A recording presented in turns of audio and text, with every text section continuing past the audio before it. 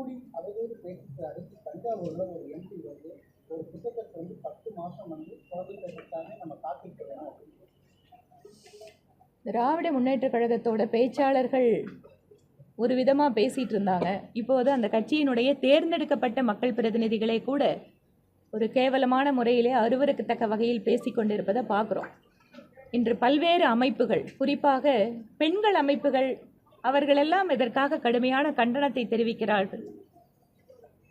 மாநிலத்தினுடைய முதலமைச்சரே அந்த பேச்சை சகிக்க முடியாமல் அவரை கட்சி பொறுப்பிலிருந்து எடுத்திருக்கிறார். இது ரியாக்ஷன் அப்படிங்கிறத இன்னைக்கு திமுக பார்க்குறாங்க. ஒரு காலத்தில் அதிலும் குறிப்பாக ஒரு குறிப்பிட்ட மதத்தை அவதூறு செய்வது, குறிப்பிட்ட சமூகத்தை கேவலமாக அவர்கள் பேசுவது என்று இருப்பதையெல்லாம் இப்போது மக்களோட ரியாக்ஷனை பார்த்துட்டு அவங்க அதற்கு நடவடிக்கை எடுக்கக்கூடிய அளவுக்கு மாறுதல் அங்கே நடந்துட்டு இருக்கு. ஆனாலும் கூட தொடர்ச்சியாக அவங்களோட அந்த வரலாறு அப்படி. அதனால் அந்தந்த நேரத்தில் எங்களுடைய எதிர்ப்பை, கண்டனத்தை இதையெல்லாம் பதிவு செஞ்சிட்ருக்கோம். அந்த சம்பந்தப்பட்ட நபர்கள் மீது நடவடிக்கை எடுக்கணும் அப்படிங்கிற எங்களோட கோரிக்கையும் இருந்துட்டு தான் இருக்கு.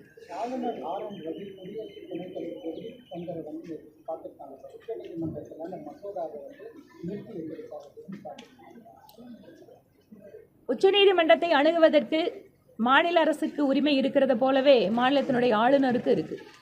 நீதிமன்றத்தினுடைய தீர்ப்பு, நம்முடைய அரசியலமைப்பு சட்டம் எல்லாருக்குமே வந்து ஒரு செப்பரேஷன் ஆஃப் பவர்ஸ் அப்படிங்கிறத கொடுத்துருக்கு. எக்ஸிக்யூட்டிவாக இருந்தாலும், லெஜிஸ்லேட்டிவாக இருந்தாலும், ஜுடிஷியரியாக இருந்தாலும் அவர்களுக்கென்று இருக்கின்ற அதிகார வரம்பிற்குள்ளாக அரசியலமைப்பு சட்டத்தை பாதுகாக்கணும். சில நேரங்களில் நீதித்துறையோ அல்லது சில நேரங்களில் அதிகாரத்தில் இருக்கக்கூடிய நிர்வாக தரப்போ தங்களுடைய அதிகாரத்தை ஓவர் ரீச் பண்ணுறாங்கன்னு சொல்லுவாங்க. அது இன்னொருத்தரோட டொமைனில் போய் என்க்ரோச் பண்ணுறது. அப்படி செய்கின்ற பொழுது எல்லாத்துக்கும் செக் அண்ட் பேலன்ஸ் அப்படிங்கிறது நம்மளோட கான்ஸ்டியூஷனில் கொடுத்துருக்காங்க. அதனால் மாநிலத்தினுடைய ஆளுநர் துணை குடியரசுத் தலைவரை பார்க்கறதாகட்டும், சட்ட ரீதியாக நடவடிக்கை எடுக்கிறதாகட்டும், அது அவங்கவுங்க முடிவு பண்ணுவாங்க. கோவை அரசு மருத்துவமனையில் car parking, multi level parking வரும்னு சொன்னாங்க. குடிவர்கள் இன்னைக்கு மூலம் இருசக்கர வாகனங்கள்லாம் இந்த கேட்டுக்கு பார்க்குறீங்க நீங்களே. பாதிப்பு ஏற்பட்டு அதனால தான் இதுக்கு தொடர்ச்சியாக நான் குரல் கொடுத்துட்டு இருக்கேன். இந்த கூட்டத்தொடர்லையும் நான் கேள்வி எழுப்பினேன். மல்டி லெவல் கார் பார்க்கிங் நாங்கள் வந்து பண்ணித்தரோம் அப்படிங்கிறத அரசு வாக்குறுதி கொடுத்துருக்கு. விரைவில் அதை பண்ணணும் அப்படிங்கிறத நான் திருப்பியும் வலியுறுத்துவேன். அதனால தான் நான் இன்னும் அடுத்த ஆப்ஷனாக சொல்கிறேன்.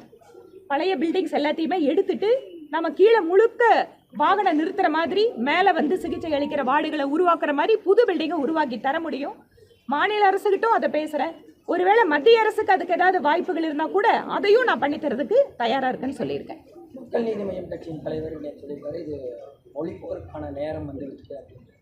நேற்று படவிழாவில் ஒரு பாட்டு ரிலீஸ் ஆகிருக்கு, ஜிங்கு ஜிக்கான ஒரு பாடல் வந்துருக்கு. இது சீனா, ஜப்பான் மொழியாக கூட இருக்கலாம், இது எங்களோட மும்மொழி அப்படின்னு சொல்லிட்டு மொழிப்போருக்கான நேரம் வந்து விட்டு மீண்டும் அவர் குறிப்பிடுறதா இருக்கு.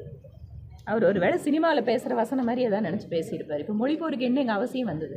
யாராவது மொழியை கற்றுக்கணும்னு கட்டாயப்படுத்துகிறாங்களா? இல்லை கற்றுக்க வேண்டான்னு ஏதாவது சொல்லிட்டு இருக்காங்களா? எதுவும் இல்லையே. சீனா, ஜப்பான் கற்றுக்குன்னா கற்றுக்கலாமே. பாரதிய ஜனதா கட்சியோட நிலைப்பாடு என்ன? மத்திய அரசாங்கம் புதிய கல்விக் கொள்கையில் என்னத்து சொல்லுது? எந்த மொழியும் கட்டாயம் அல்ல. ஆனால் நாங்கள் கேட்குறது என்ன? தமிழ்நாட்டில் தனியார் பள்ளிகளில் படிக்கக்கூடிய குழந்தைகள் படிப்பதற்கு ஒரு வாய்ப்பை கொடுக்கின்ற அரசு, அனுமதிக்கின்ற அரசு, ஏழை அரசு பள்ளி குழந்தைகளுக்கு ஏன் அந்த வாய்ப்பை மறுக்கிறார்கள்? அவ்வளோதான். கொங்கு நாடு, கொங்கு மண்டலம்ங்கிற ஒரு கோட்பாடு வந்து பாஜக மாநில தலைவர் வந்து பார்த்தீங்கன்னா தென்மண்டலம் அப்படிங்கிற போது இலக்கு எப்படி போயிட்டு? ஒரு அரசியல் கட்சி, அனைவருக்குமான அரசியல் கட்சி, அதுவும் உலகத்திலேயே பெரிய ஜனநாயக கட்சி, இந்தியாவில் வந்து ஒரு ஆளுங்கட்சியாக இருக்கக்கூடிய தேசிய கட்சி, அதிகமான மாநிலங்களில் ஆட்சி அமைத்திருக்கக்கூடிய கட்சி. அதனால் நாங்கள் எங்களோட தலைவர் எந்த மண்டலத்திலிருந்து வந்தாலும் ஒட்டுமொத்த இந்தியாவினோட வளர்ச்சிக்கு நாங்கள் எப்படி பங்காற்ற முடியும் அப்படிங்கிறதான் பார்க்குறோம். அதனால் புதிய தலைவருக்கு தகுந்த ஒத்துழைப்பை கொடுத்து எங்களுடைய அத்தனை பேரினுடைய நோக்கம் என்பது 2026 திமுக அரசு அகற்றப்பட்டு அங்கு தேசிய ஜனநாயக கூட்டணி ஆட்சி அமைக்க வேண்டும் என்பதுதான். அதனால் எங்களுடைய இலக்கு தெளிவாக இருக்குது. இதில் மண்டலத்தை வச்சு நீங்கள் எதுவும் பிரித்து பார்க்க வேண்டாம். இது தொடர்பாக ஏகப்பட்ட பதில் எங்கள் மாநில தலைவரும் சொல்லிட்டாரு, சம்மந்தப்பட்டவங்களும் சொல்லிட்டாங்க. இப்போ சன் நியூஸுக்கு என்ன அக்கறை? இதில் நீ உங்களோட என்ன அதனால சன் நியூஸ்காரங்க நாங்கள் என்ன ஆட்சி அமைக்கிறோம் அப்படிங்கிறது நாங்கள் பார்த்துக்கிறோம். ஆனால் உங்கள் ஆட்சியை அகற்றி காட்டுறது மட்டும்தான் எங்களோட இலக்கு. இப்போ கூட்டணியில சீமான் வராதா இல்ல விஜய் வராதா? கூட்டணியில் இன்னும் ஒரு 7-8 மாசம் இருக்கு இல்லையா? பாருங்க யார் யாரெல்லாம் வந்து சேர போறாங்க. இங்க பாருங்க, எடப்பாடி கேஸ் வாபஸ் வாங்கிட்டாரு. வெற்றி வெற்றி வெற்றி கூட்டணியாக இருக்க போவது தேசிய ஜனநாயக கூட்டணி. வெற்றி பெறக்கூடிய சூழல் இப்போதே வந்து அந்த நம்பிக்கை வர ஆரம்பிச்சிருச்சு. எங்க போனாலும் அடுத்தது உங்க ஆட்சின்னு பேச ஆரம்பிக்கிற அளவுக்கு நம்பிக்கை வருது. வர வர வர வர என்ன ஆகும், யார் யாரெல்லாம் ஜெயிக்கணும்னு நினைக்கிறாங்களோ அவங்க எல்லாம் எங்க கிட்ட வந்துருவாங்க. ஓபிஎஸ் இன்னும் மௌனம் காக்குறாரு. நேற்று கூட கோவையிலிருந்து கிளம்பினாரு.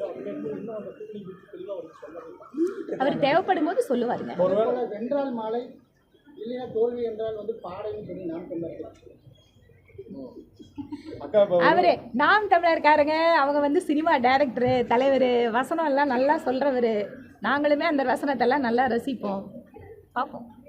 ஒருவேளை திமுக வேட்பாளர் பாஜக வேட்பாளர்கள் வந்து அதிக இடங்கள்ல வெற்றி அடைச்சிட்டா கூட்டணியில முதல்வர் வேட்பாளராக பாஜக அரசு இருப்பாங்க. இங்க பாருங்க, இந்த கூட்டணி அரசு வருமா? நீங்க என்ன பண்றீங்க? உங்க எம்எல்ஏ அமைச்சராவாங்களா? பொறுத்துருங்க. முதல்ல இந்த முறை எங்களுக்கு அதிகமான பிஜேபி உறுப்பினர்கள் இதுவரைக்கும் வரலாற்றில் இல்லாத அளவிற்கு 26 உள்ளே நுழைய போகிறார்கள். எங்களோட இலக்கு அது. 90 சீட் வரை கேட்க மாட்டேன். எத்தனை சீட்டு கேட்கறோங்கிறதெல்லாம் நாங்க இப்பதானே ஆரம்பிச்சிருக்குது கூட்டணியை. ஏன் தம்பி அதுக்குள்ள பதட்டம்?